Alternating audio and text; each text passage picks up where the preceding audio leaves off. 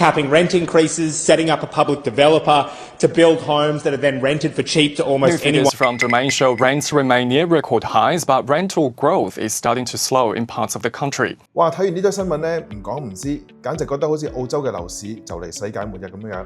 最近有關咧取消 capital gain tax discount 嘅傳聞咧，傳到好似似層層咁樣。有人話咧要即刻賣樓走人，有人就話咧個樓市就嚟冧㗎啦。但係作為投資者，其實最忌羊群心態，應該即刻賣樓走人，定係繼續觀望態度咧？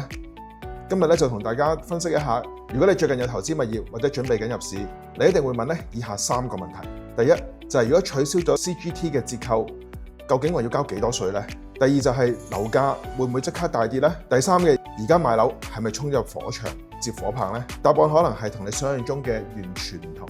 首先講下背景，喺2026年初咧，國會預算辦公室批咗一份報告出嚟，維持 CGT 嘅折扣咧會令到庫房收少幾千億，於是乎咧就將50% 嘅折扣減到去25% 嘅折扣嘅呼聲咧就越嚟越高啦。簡單計條數嚟參考一下，就係假設你賣樓嘅時候賺咗10萬，咁有一半咧就唔需要擺落去稅階裏面去計稅。如果呢個政策通過咧，隨時你可能要交多1萬幾2萬蚊稅嘅喎。聽落係咪好似好得人驚咧？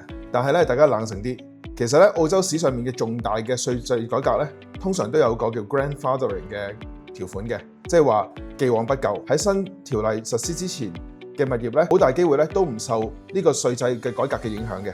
咁意味住咩咧？即係話市場上面可能會有一波嘅搶購潮，大家咧就趕住搭尾班車，鎖定咗個折扣，咁亦都可能反映到短期內嘅樓價咧有機會被推高，而唔係即刻冧市嘅喎。再深入啲諗下，如果政府真係向投資者開刀，俾着係你會點樣做咧？第一就係死都唔賣 ，hold 住，同佢鬥長命。如果唔係賣咗咧，一定要交重稅。第二咧就係少咗人去起新樓、投資新樓，咁結果係點嘅咧？二手盤源會減少啦，新樓供應都會相對減少喎。最終受苦嘅係乜嘢咧？就係交緊租嘅人啦。對於長線投資者嚟講，特別係我哋幫客人做一啲 house and land 嘅時候，着重現金流同埋個資本增值。只要你唔賣，稅制點樣改革都唔關你嘅事。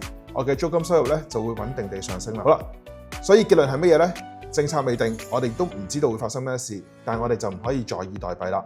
如果你本身今年有買樓嘅打算嘅時候，特別係投資，呢個係可能我哋可以鎖定呢個稅務優惠嘅最後機會啦。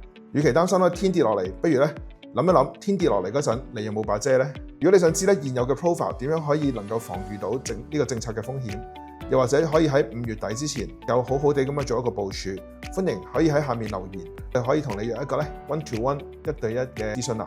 我係 Ricky，咁咧希望可以喺澳洲嘅物業投資路上咧同你一路前行喎。如果你想知多啲物業投資嘅資訊咧，記得留意我哋下一條片。拜拜。